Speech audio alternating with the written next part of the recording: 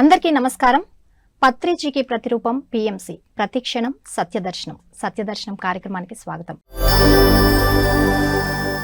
ఈరోజు సత్యదర్శనంలో the voice of Babaji episode 16 గురించి మనం తెలుసుకోబోతున్నాము. సో దీని గురించి మరిన్ని విషయాలను తెలియచేయడానికి మనతో పాటు ఉన్నారు సీనియర్ పిరమిడ్ మాస్టర్ సురేష్ గారు. వారిని అడిగి మరిన్ని విషయాలను తెలుసుకుందాం. సార్ నమస్కారం. సార్ నమస్తే మేడం. సార్ సత్యదర్శనంలో ఇప్పటి వరకు కూడా 15 ఎపిసోడ్స్ కంప్లీట్ చేసుకున్నాం ద వాయిస్ ఆఫ్ బాబాజీ గురించి.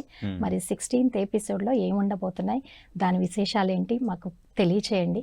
అండ్ ముందుగా శబ్దాల గురించి మాట్లాడతాను సార్. శబ్దాలు అంటే ఏంటి, అవి ఎన్ని రకాలు ఉంటాయి, బాబాజీ వివరణ ఏంటి దీనికి? మౌలికంగా 4 రకాలుగా డివైడ్ చేశారు శబ్దాన్ని అనేది. సో ఫస్ట్ వచ్చి మనకి వైఖారిక అని వస్తుంది, రెండోది మధ్యమ, మూడోది పశ్యంతి, నాలుగోది పర. సో ఇవి అంటే శబ్దము మనలో నుంచి వచ్చే ఆ శబ్దాన్ని అలా డివైడ్ చేశారు. ఫస్ట్ ఏందో డెన్స్, అది అంటే ఈ చెవులకు వినిపించేటివన్నీ కూడా వైఖారి. అంటే మనిషి యొక్క భౌతికమైన చెవులకి వినిపించేటి అంట ఆ శబ్దంలోకే వస్తుంది. చిన్న సౌండ్ అయినా పెద్ద సౌండ్ అయినా మొత్తము అది డెన్స్ ఫామ్, అంటే క్రింది స్థాయి శబ్దం. సో దానికన్నా మనం ఒక హయ్యర్ స్టేజ్కి వెళ్తే అది మధ్యమంకి వస్తుంది, అంటే లోపల జరిగేటివి. సో అవి ఈ చెవులకి వినిపించవు. సో అది మధ్యం వస్తుంది, అంటే మన సూక్ష్మ శరీరం అంటే చూడండి యాస్ట్రల్, దాంట్లో నుంచి వస్తుంది అది. సో అది ఈ చెవులకి వినిపించదు, మనకు అనిపిస్తుంది. ఓకే, దానికి ఇంకా ఇన్నర్గా వెళ్తే పశ్యంతి, అంటే డీప్ లోపల, అంటే అంతరం కాదు, ఇంకా డీప్గా వెళ్తే ఆ సౌండ్ వస్తుంది, అది పశ్యంతి అంటారు. ఇంకా చిట్ట చివరిది పర అనేది ఇప్పుడు మనం మాట్లాడేది చూసుకున్నాము, మనకి వినపడుతుంది. ఇవి డిఫరెంట్ లాంగ్వేజెస్ ఉంటాయి, దానికి అర్థాలు ఉంటాయి, రకరకాలుగా అర్థం చేసుకుంటారు. అంటే డిఫరెన్షియేషన్ చేయొచ్చు, లాంగ్వేజెస్ కానీ లేకపోతే పదాలు కానీ మీనింగ్స్ కానీ అన్నీ. కానీ పరాకు వచ్చేసరికి ఆ డిఫరెన్స్ ఉండదు, మూలం, దాన్ని డిఫరెన్షియేట్ చేయలేం, ఒకటికి వినపడదు. అంటే మొత్తానికి కారణ శరీరంలో ఉండేది అది. అంటే శబ్దానికి మూలం ఎక్కడుంది? పరాలో ఉంది. అదే పరా విద్య అపరా విద్య అంటారు. సో ఆ పరాలో ఈ మూలం ఉంది, అది అన్నిటికీ ఒకటే లాంగ్వేజే, దాన్ని ఏమి డిఫరెన్షియేట్ చేయలేం. సో శబ్దాలకంతా మూలము అది పరా నుంచి వచ్చింది, అది కారణ శరీరం, అక్కడి నుంచి. అది మేడం. ఓకే, అంటే అంతరంగంలో ఉంటుందా సార్ అది? అంతరంగంలో సృష్టికి మూలం అన్నట్టు. ఇంకా అది సార్. అయితే భూమాత యొక్క దశల గురించి కూడా తెలియచేయండి సార్. అంటే బాబాజీ ఇక్కడ ఏం చెప్పారంటే, మనకి ఎలాగైతే బాల్యము, యవనము, ప్రౌఢము, వృద్ధాప్యం ఉందో అదే ఎలాగ భూమాత యొక్క దశలు కూడా చెప్పారు.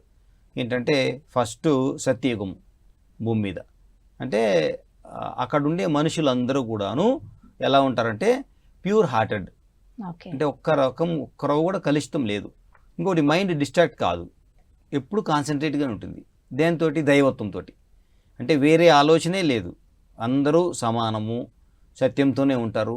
ఇది సత్యయుగము, లేకపోతే కృతయుగం అనుకోవచ్చు మనం, మన పేరులో కృతయుగం. సో ఇక్కడ అందరూ మనుషులంతా కూడా ఒకటే అనే భావన, అంత దైవత్వంతి అనే భావన ఉంది కాబట్టి మైండ్ అలా ఉంటుంది. సో రెండోది అనుకునే మనకు ఇది కృతయుగము తర్వాత మనకు త్రేతాయుగం వస్తుంది. అక్కడ 4, త్రే అంటే 3 అంటే 3, అప్పుడు మనకు వచ్చేది రాములు వారు. సో అక్కడ ఏమైంది, ఫస్ట్ అందరూ ధ్యానం చేసుకుంటూ సత్యంతో ఉండేవాళ్ళు. ఇక్కడికి వచ్చేసరికి రాక్షసులు, మనుషులు, దేవతలు ఇలా సెపరేట్ అయ్యారు. సెపరేట్ అయిన తర్వాత అక్కడ రాములు వారు రావడం జరిగింది. ఇక్కడ యజ్ఞ యాగాదులు జరుగుతాయి.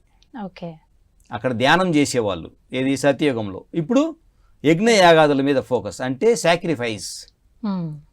యజ్ఞయాగాదులు ఏం చేస్తారు, మనకు ఉండేది మనము అగ్నిదేవుడికి లేకపోతే దానము, ఇది సాక్రిఫైస్ చేస్తాం. మెటీరియల్ మంత్ర జపాలు ఉంటాయి, దాంతోపాటు ఈ మెటీరియల్ సాక్రిఫైస్, నాకు ఉన్నది నేను ఇస్తే నాకు కావాల్సింది దేవతలు ఇస్తారు. సో అక్కడ దైవత్వం నుంచి ఒక గ్రేడ్ కిందికి వచ్చింది. సో అప్పుడు యజ్ఞ యాగాదులు వచ్చినాయి, ఇది సెకండ్ ఫేజ్ భూమాత. అక్కడి నుంచి మళ్ళీ ద్వాపర యుగం వచ్చింది, ఇది 3వ దశ. అక్కడ ఏమైంది, అక్కడ యజ్ఞయాగాదులు కూడా చేయలేరు, ఎందుకంటే అందరి దగ్గర అంత డబ్బులు ఉండవు, అంత దానం చేసేది కూడా ఉండదు. కాబట్టి అక్కడ పూజలు స్టార్ట్ అయినాయి. అప్పుడు పూజలు ఏంటి, ఎంత ఉంటే అంత. నా దగ్గర ఒక అరటిపండు ఉంది అనుకోండి, అరటిపండు పెడతా. సో కొన్ని తెలుసు అనుకొని కొన్ని చేస్తా. అంటే యజ్ఞయాగాదులంత పెద్దగా చేయాల్సిన అవసరం లేదు. ఎవరికి ఎంత వీలైతే అంత చేస్తారు. అక్కడ ఆరాధన వచ్చింది. సో ఆ ద్వాపర యుగం నుంచి మెటీరియల్ సాక్రిఫైస్లోనే ఇంకొంచెం తగ్గినాడు, ఎవరికి వీలైతే అంత. అది ఇప్పుడు 4వ స్టేజ్. మనకి ఎలాగైతే వృద్ధాప్యం ఉందో అది కలియుగము. అంటే ఇప్పుడు దానం చేసేదానికి మనసు ఒప్పట్లేదు. ఓకే, మైండ్ ఏమో డిస్ట్రాక్షన్గా ఉంది, సమయం లేదు, అంత గందరగోళము, అసలు ఏం జరుగుతుందో తెలియదు, మాయ ఫుల్ ప్రబలంగా ఉంది, భ్రమలు. కాబట్టి ఇప్పుడు ఇవన్నీ పనిచేయవు. ఏది ధ్యానం పనిచేయదు, యజ్ఞ యాగాదులు అంత ప్యూర్గా చేయలేరు, ఇంకా పూజలు కూడా కోరికల కోసం వెళ్తున్నారే కానీ అక్కడికి వెళ్ళి అక్కడ మళ్ళీ ఆ దేవుణ్ణి తలుచుకోవాలని లేదు. కోరికల కోసం వెళ్తున్నారు, మళ్ళీ కోరికలతో వస్తున్నారు. సో అది కూడా పనిచేయదు, చిత్తం కూడా లేకుండా మొత్తం దాని మీదనే. అంటే కొంతమంది ఎప్పుడు ఉంటారు, కానీ మ్యాక్సిమం పీపుల్ ఆ మైండ్ దిశలో వెళ్ళిపోయి డిస్ట్రాక్షన్స్ అయిపోయి అసలు టైం లేదు, అంతా దానికి ఉండరు. అప్పుడు మరి విశ్వము అంటే ఆ సృష్టికర్త ఒకానొక అద్భుతమైన అవకాశం ఇచ్చారు, అది నామజపము. సో ఇక్కడ నామజపం వచ్చింది. ఫస్ట్ నామజపం లేదు, ఎందుకంటే అందరూ ఒకటైనప్పుడు ఎవరు నామం జపిస్తారు? ఇప్పుడు దేవుడు మనం ఒకటే అయినప్పుడు ఎవరు నామం జపించాల్సిన అవసరం లేదు, డైరెక్ట్ మాట్లాడడమే. ఫ్రెండ్స్ లాగా ఎలా అలా మాట్లాడుకునేవాళ్ళు సత్యయుగంలో. తర్వాత యజ్ఞయాగాదులు, నాకు ఉండేది నేను ఇస్తాను, నాకు లేదు నువ్వు ఇయ్యి. మూడోది ఇచ్చేది కూడా లేదు, పుచ్చుకునేది లేదు, ఏది ఉంటే దాంట్లో నువ్వు సర్దుకో, నాకు ఈ మరి చిన్న చిన్న కోరికలు ఉన్నాయి అవి తీర్చు. నాలుగోది అది కూడా లేదు, ఓన్లీ నామజపము. అంటే ఇది ఎలా చేయాలి అని బాబా చెప్తారంటే నిష్టగా, హడావిడి కాదు.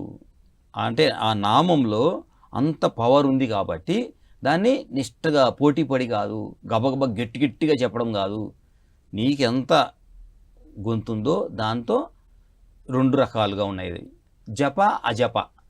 జప అంటే సౌండ్ వస్తుంది బయటికి, వినిపిస్తుంది అందరికీ. అజప అంటే సౌండ్ రాదు, మనసుతో చేస్తారు. ఇది 2వ స్టేజ్. మీరు నామజపం చేస్తూ ఉంటారు, చేస్తూ చేస్తూ ఏమవుతుంది, మెల్లిగా సౌండ్ వెళ్ళిపోతుంది, లోపలనే చేసుకోవడం మొదలు పెడతారు. సో ఆ జప అయిన తర్వాత అజప వస్తుంది. అంటే ఇప్పుడు లోపలే అనుకుంటున్నారు, అది బయటికి రావట్లేదు, కానీ అది ప్యూర్.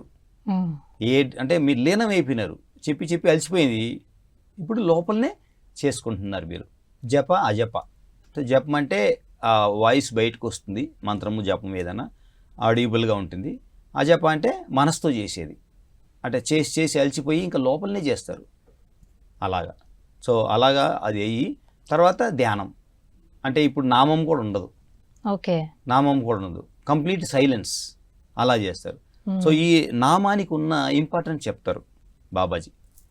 కలియుగంలో నామానికి అంత ఇంపార్టెన్స్ ఉంది, ఎందుకంటే ఎక్కువ మంది ఈ సత్య మార్గంలోకి లేకపోతే ఆ భగవంతుణ్ణి తెలుసుకోవాలంటే సులభమైన మార్గం అది. కాబట్టి ఈ కలియుగంలో మీరు చూసింటారు ఎన్నో రకాల నామాలు వచ్చినాయి, అంత ప్రాముఖ్యత. అందరూ దైవత్వంకి రావాలి అంటే ఇది ఒక్కటే. ఇప్పుడు అన్ని యజ్ఞాలు చేయలేరు, అంత డబ్బులు లేవు అందరి దగ్గర, అంత సమయం లేదు, మైండ్ ఏమో రకరకాల కోరికలతో ఎప్పుడు డిస్టర్బ్ చేస్తుంది. సో ఇక్కడ ఆ నామము అనేది కలియుగంలో బేస్ పాయింట్.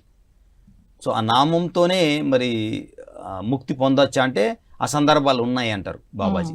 ఎందుకు లేవు?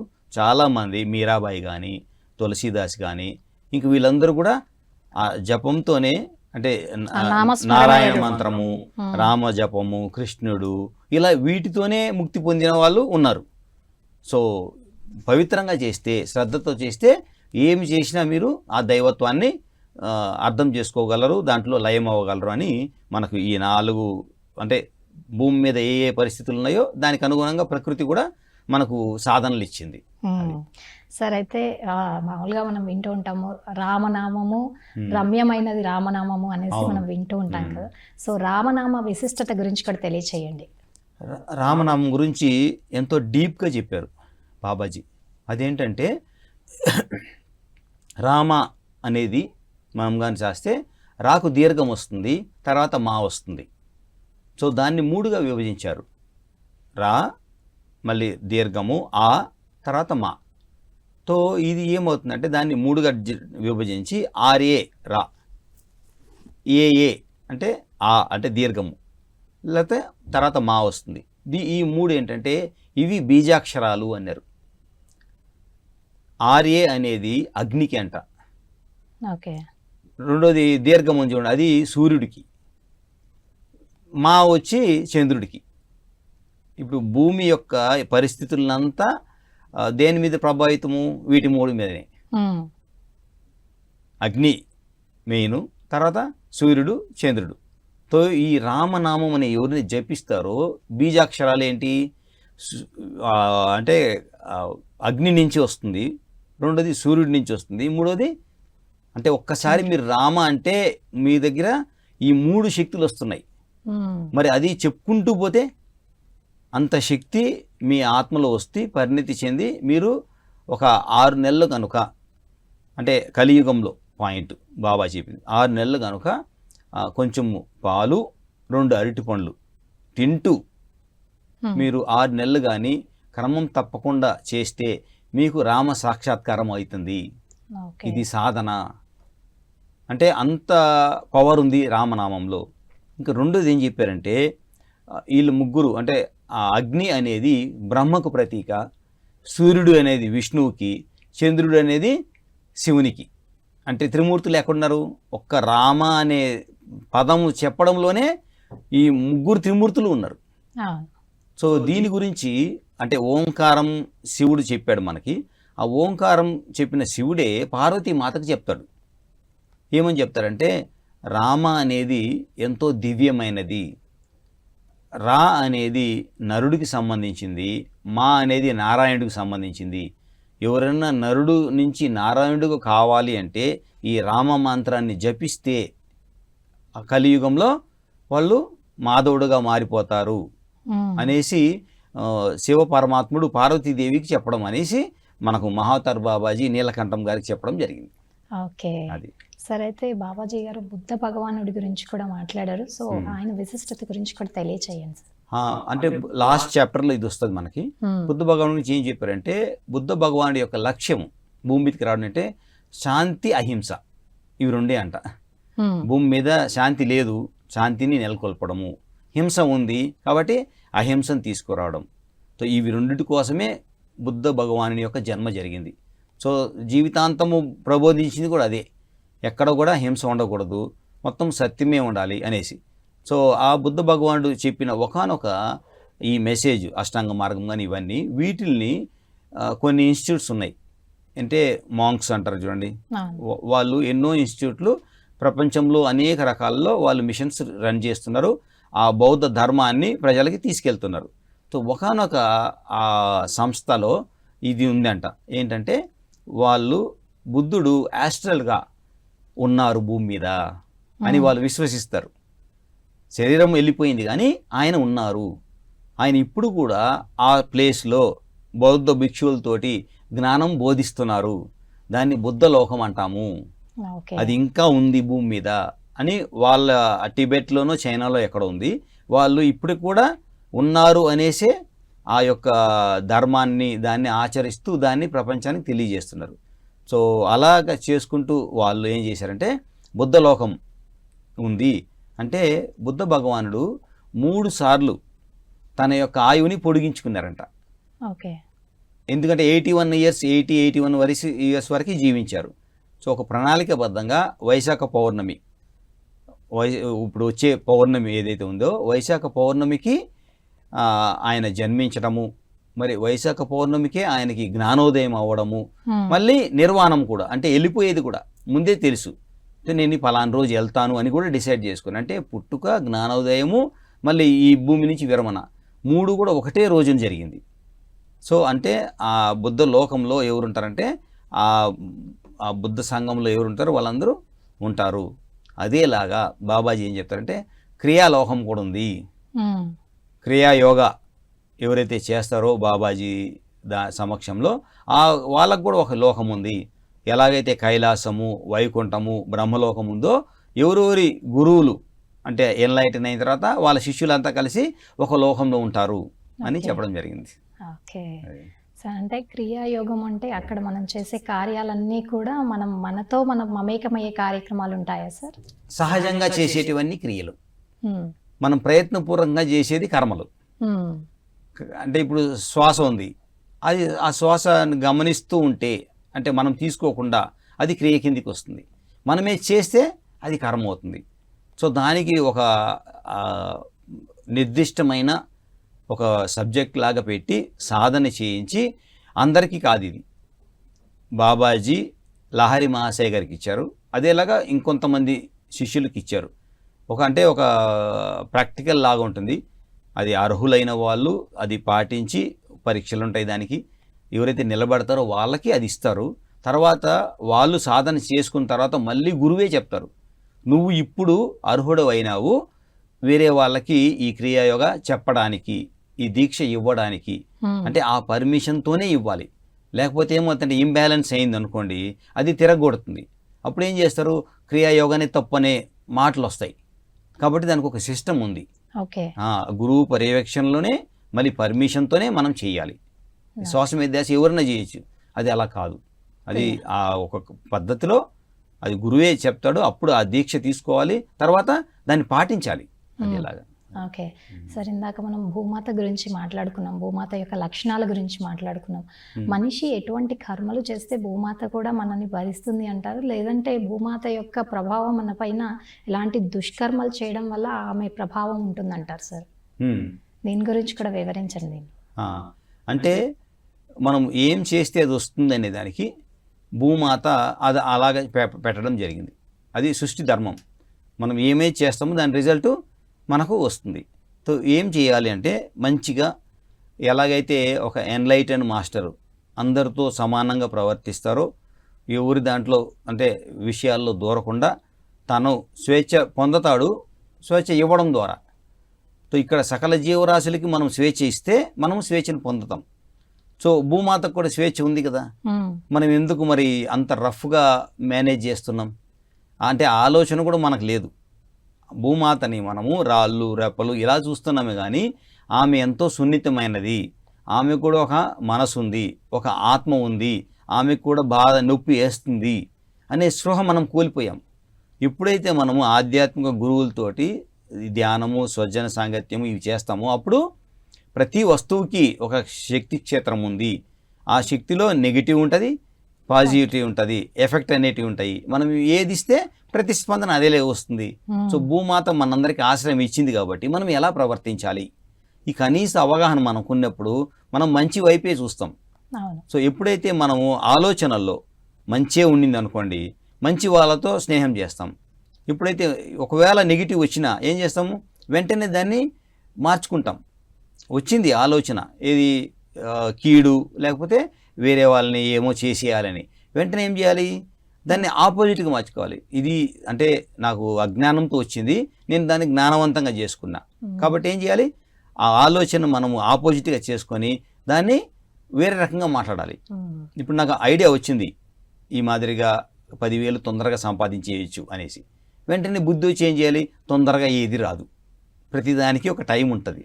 కాబట్టి నేను ధర్మ మార్గంలోనే వెళ్తాను. ఇది వేరేది ఏం చేస్తే తొందరగా డబ్బులు వస్తాయి కాదు, ఎలా రావాలి, కష్టపడి సంపాదించి ఇలా చేయాలి. ఇది మనం నేర్చుకున్నాం. సో ప్రతిదీ కూడా ఏం చేయాలి, లోకంతో కూడా పరిగెత్తకుండా మన బుద్ధి ఉపయోగించి ఏదైతే కరెక్ట్ మార్గమో అది చేసినప్పుడు భూమి నుంచి వచ్చే ప్రతి ఒక్కటి ప్రసాదం అవుతుంది. భూమిని ధ్వంసం చేసేది ప్రతి ఒక్కటి భూమితో పాటు మనకు కూడా వినాశనాన్ని తెస్తుంది, మన కుటుంబానికి. అది మనం అర్థం చేసుకోవాలి. సార్, అయితే ఈ మహావతార్ బాబాజీ బుక్ అనేది 1952లో ప్రచురితమైంది ఇది.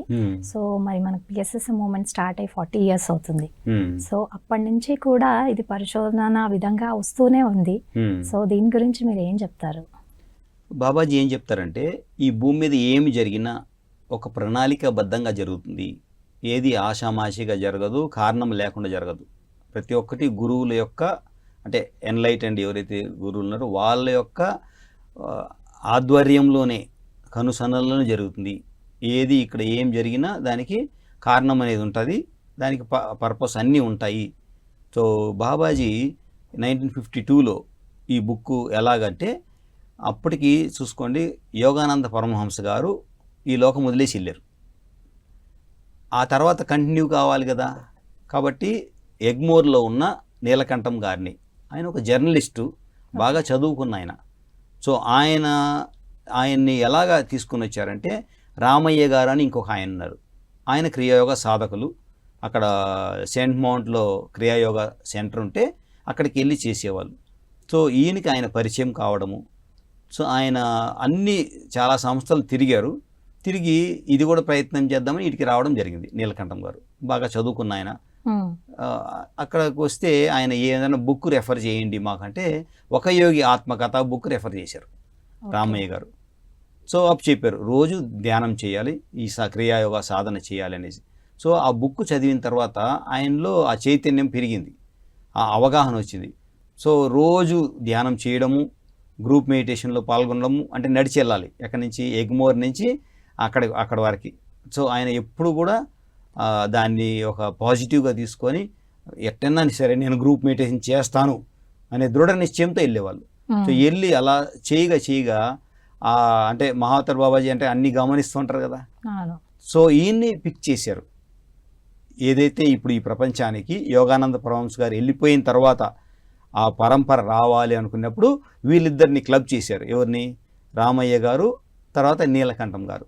సో వీళ్ళిద్దరి ద్వారా కొన్ని పరీక్షలు పెట్టి అంటే ప్రతి రాత్రి అర్ధరాత్రిలో వస్తారు మహావతార్ బాబాజీ వాళ్ళ రూమ్లోకి.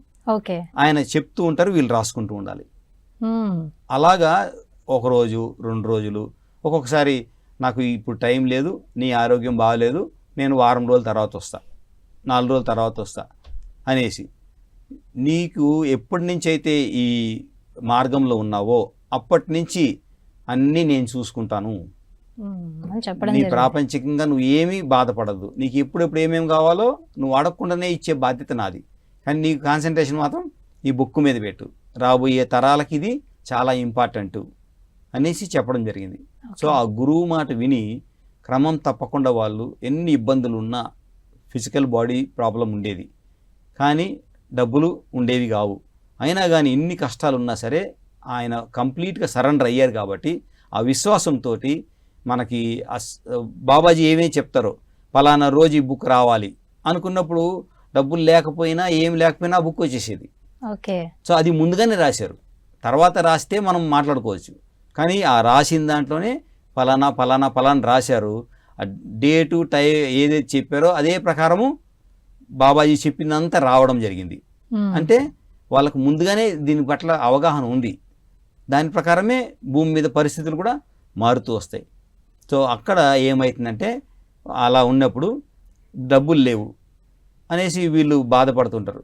అది మీ కథ కాదు, మిమ్మల్ని ఏం చెప్పినాను రాయమని చెప్పాను అంతే, పబ్లిషింగ్ మీరెందుకు తీసుకుంటారు, అవన్నీ తర్వాత చూసుకుంటాం అంటారు. మరి డబ్బులు రావాలి కదా, మనమంతా రెడీ అయ్యే లోపల అరేంజ్ చేస్తే అంటే అప్పుడు చెప్తారు, ఒక ఆవిడ నీ బుక్కులు చదువుతుంది, నువ్వు వేరే బుక్కులు కూడా రాసావు, ఆ బుక్కులు చదువుతుంది, ఆ చదివిన ఆవిడ ఇప్పుడు ఏదైతే బుక్ చదువుతుందో దాంతో ప్రేరణ అయ్యి ఆమె ఏదైతే డబ్బులు దాచిపెట్టుకుంటుందో ఆ డబ్బులు నీకు పంపిస్తానని పోస్ట్ కార్డు రాస్తుంది. ఇప్పుడు కొన్ని రోజుల తర్వాత ఆ పోస్ట్ కార్డు పోస్ట్ మ్యాన్కి వెళ్ళి నీకు వస్తుంది.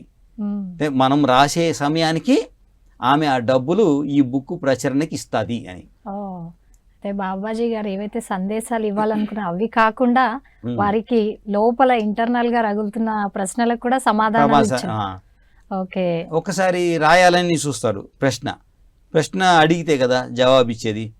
అప్పుడు ప్రశ్న వస్తుంది కానీ రాయాలని ఇలా పెన్ను పెడతారు, అప్పుడు నువ్వు రాయక్కర్లేదు అడగక్కర్లేదు జవాబు రాసుకో అంటాడు. అంటే ప్రశ్న చదివేశారు, రాయాల్సిన అవసరం లేదు, డైరెక్ట్ ఆన్సరే ఇస్తున్నారు. అంటే మన గురించి మనకన్నా ఎవరికి ఎక్కువ తెలుసు? పత్రిసారికి తెలుసు, అంటే ఇక్కడ బాబాజీకి తెలుసు, అంతా ఒకటే. అంటే మనకు మన గురించి తెలియదు కానీ మన గురించి వాళ్ళకి అంతా సంపూర్ణంగా తెలుసు. సో అటువంటిప్పుడు మనం సరెండర్ అయినప్పుడు పూర్తి విశ్వాసంతో మనతో ఏ పని చేయించాలో అది ఎలా చేయించాలో అంతా వాళ్ళు సవ్యంగా చేయిస్తారు.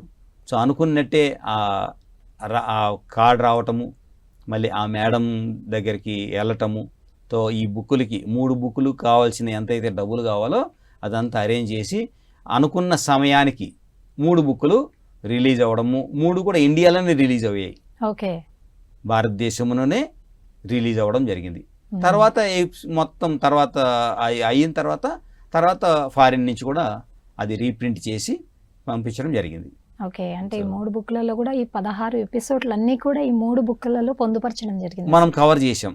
అంటే వీలైనంత వరకు మనం చదివి అర్థం చేసుకొని, ఎందుకంటే ఆధ్యాత్మికత ఏంటంటే ఎవరి లెవెల్లో వాళ్ళకి అర్థమవుతుంది. అవును. సో మరి నాకు ఇంత జ్ఞానం ఉంది, ఇంకా ఎక్కువ ఉండొచ్చు, తక్కువ ఉండొచ్చు. బాబాజీ ఎలాగైతే మెసేజ్ ఇవ్వాలనుకుంటారో వాళ్ళ ద్వారా ఇస్తారు.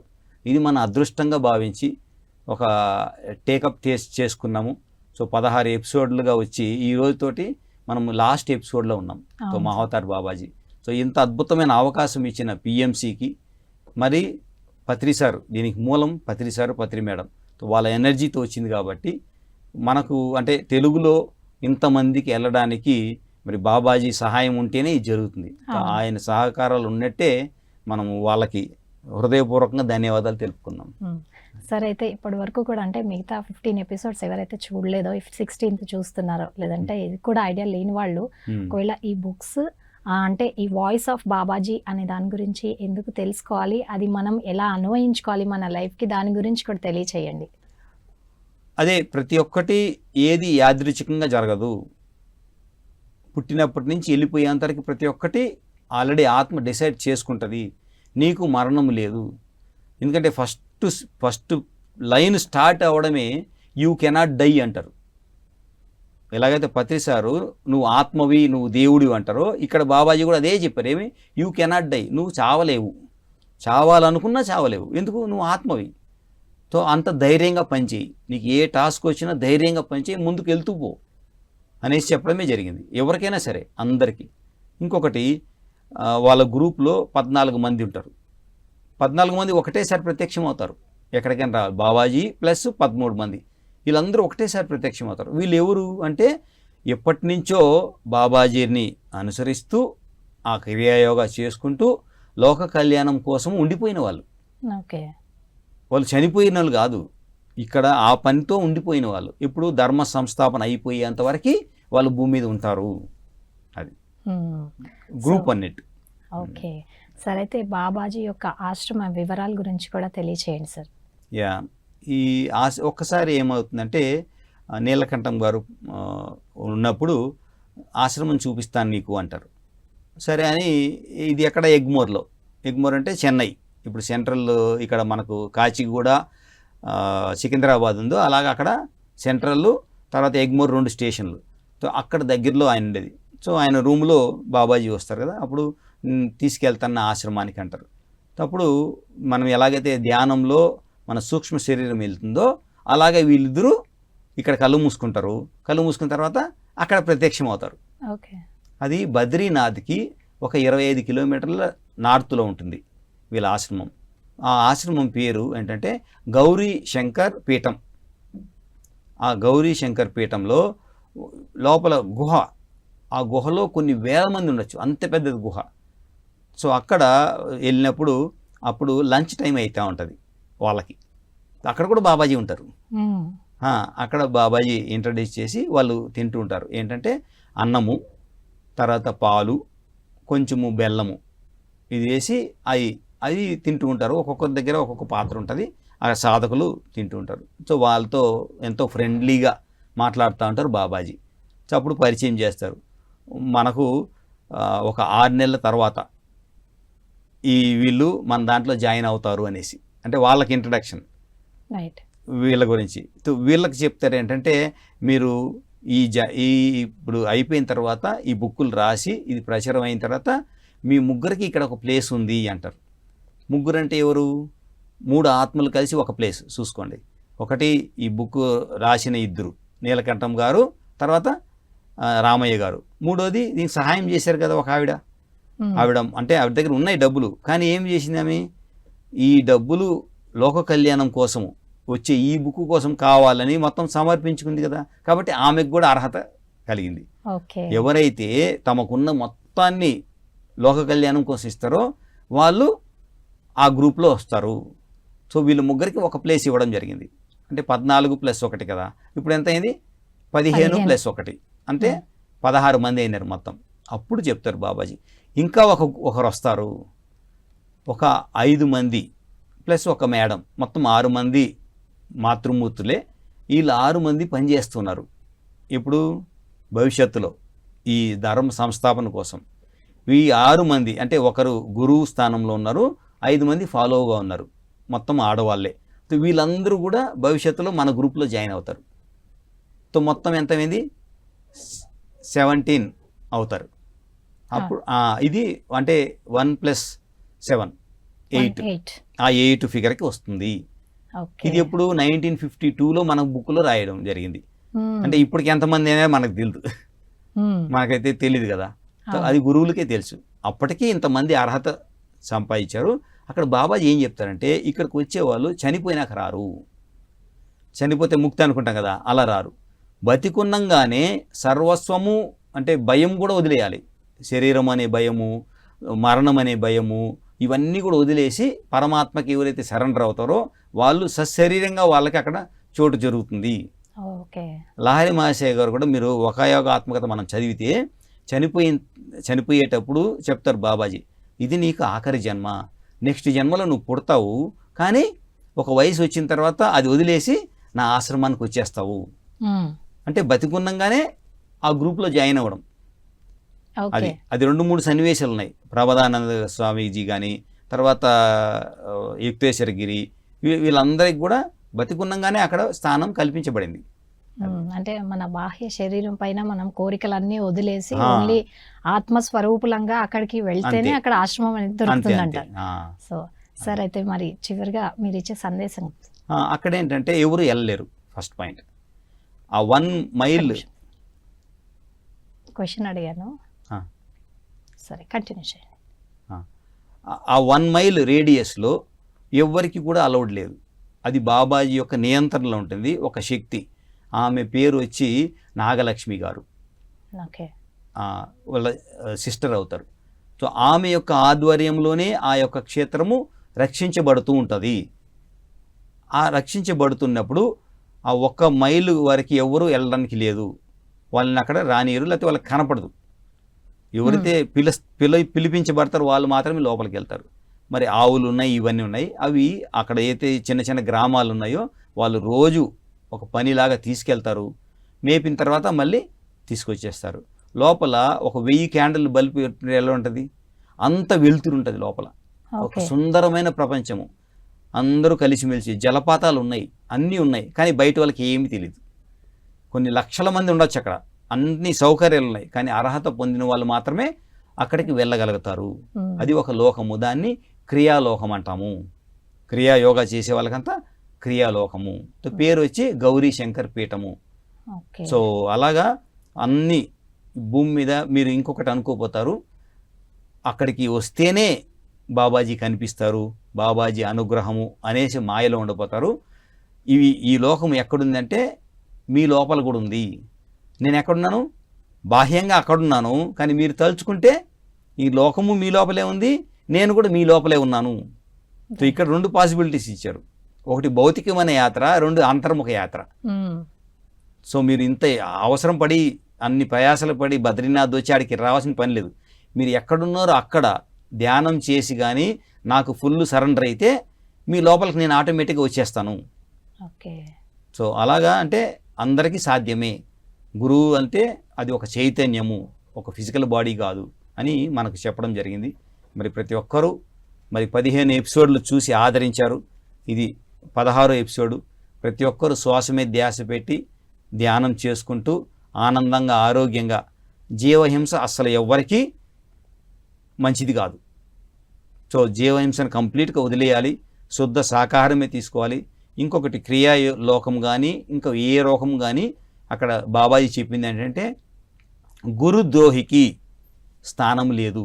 ఏ లోకంలో కూడా గురువు పట్ల వేరే రకంగా మాట్లాడడము, గురువుని కించపరిచినట్టు మాట్లాడడము, లేకపోతే అలాగ చేసిన వాళ్ళకి ఈ లోకంలోనే కాదు, అంటే క్రియాలోకంలో కాదు, ఏ లోకంలో కూడా వాళ్ళకి ప్రవేశం ఉండదు అని ఖరాఖండిగా చెప్పడం జరిగింది. ఏ లోకంకి వెళ్ళినా ఆ గురువుల్ని మనము ఆ స్థానంలో చూసినప్పుడే, ఆ వినయము విధేయత ఉన్నప్పుడే మనము అక్కడ స్వీకరించబడతాము. లేకపోతే మళ్ళీ పుట్టి పుట్టి పుట్టి కర్మలన్నీ తీరిన తర్వాత ఎప్పుడైతే మనం ఎదుగుతామో అప్పుడు మాత్రమే అక్కడికి వెళ్తాం. సో మన మాట మీద చాలా ధ్యాస ఉండాలి. ఎవరు పడితే వాడు ఏది పడితే మాట్లాడితే మనం ఆ ఉన్నత లోకాలకి వెళ్ళలేకపోతాము. అది ఓకే. మేడం. సార్ అయితే చివరిగా సత్యదర్శనంలో ఇప్పటికీ 16 episodes the voice of Babaji మనం కంప్లీట్ చేసుకున్నాం. సో సత్యదర్శనంలో చివరిగా మీరు మా ప్రేక్షకులు ఇచ్చే సందేశం సార్. బుక్ అద్భుతంగా ఉంటుందండి. ఇది అమెజాన్లో దొరుకుతుంది, ది వాయిస్ ఆఫ్ బాబాజీ. ఇప్పుడు మనకి రామాయణం మనకు అందరికీ తెలుసు. ఇది రామానంద సాగర్ రాసిన టెలికాస్టు దూరదర్శన్లో ఎంతో అద్భుతంగా ప్రచురణ అయ్యింది. ఆ టెలికాస్ట్ అయినప్పుడు మన భారతదేశం మొత్తం స్టాండ్ స్టిల్ అయిపోయేది. 9 to 10 ఎవరు వెళ్ళినా ఆ టీవీ సెట్ మీద కూర్చునేవాళ్ళు. ఇది 1990s. సో ఈ మధ్యనే ప్రతీక గారి పోడ్కాస్ట్ వచ్చింది. రామానంద సాగర్ వాళ్ళ మనవడు ఆ పోడ్కాస్ట్లో తన అనుభవాలు చెప్పడం జరిగింది. రైట్. రామానంద సాగర్ వాళ్ళు అక్కడ గుహకి వెళ్ళినప్పుడు అక్కడ ఒక సాధు యొక్క దర్శనం జరిగింది. తర్వాత వాళ్ళకి తెలిసింది ఆ సాధువు మహావతార్ బాబాజీ అని. తర్వాత 2 సన్నివేశాలు జరిగినప్పుడు వాళ్ళకి మొత్తం ప్రొటెక్షను అంతా చెప్పి రామాయణం అనేది అంటే రాముల వారి గురించి, సీతమ్మ వారి గురించి, హనుమంతుల గురించి ఇది ప్రతి ఒక్క ఇంటికి చేరాలి, ఆ యొక్క ఇంపార్టెంట్ తెలుసుకోవాలి అనేసి రామాయణాన్ని మళ్ళీ తీసుకొచ్చిన మహానుభావులు ఏదైతే ఉన్నారో వాళ్ళని ప్రేరేపించింది, ఆ మార్గంలో తీసుకెళ్ళింది కూడా మహావతార్ బాబాజీ అని ఆ పోడ్కాస్ట్ మనం చూస్తే తెలుస్తుంది. ప్రతి ఒక్కరూ అది చూడాలి అని నా విన్నపం. Okay. Thank you, thank you, thank you. Thank you so much sir. And Satyadarshanam ద్వారా మాకు ఇప్పటివరకు కూడా చాలా జ్ఞానాన్ని అందించారు. And the voice of Babaji 16 episodes యొక్క జ్ఞానాన్ని కూడా మాకు పంచినందుకు చాలా చాలా కృతజ్ఞతలు సార్. నాకు అవకాశం ఇచ్చారు madam. Thank you sir. PMC యాజమాన్యానికి, మొత్తం పిఎస్ఎస్ఎంలో ఎంతమంది ప్రేరణ మాస్టర్లు ఉన్నారో అందరికీ ధన్యవాదాలు. మెయిన్గా మన ఆది గురువు పత్రి మేడం వాళ్ళకి thank you, thank you, thank you. Thank you sir. So చూసారు కదండి, ఇది ఇవాల్టి సత్యదర్శనం. మరో కార్యక్రమంలో మరో అతిథితో మళ్ళీ కలుద్దాం. అంతవరకు నమస్కారం.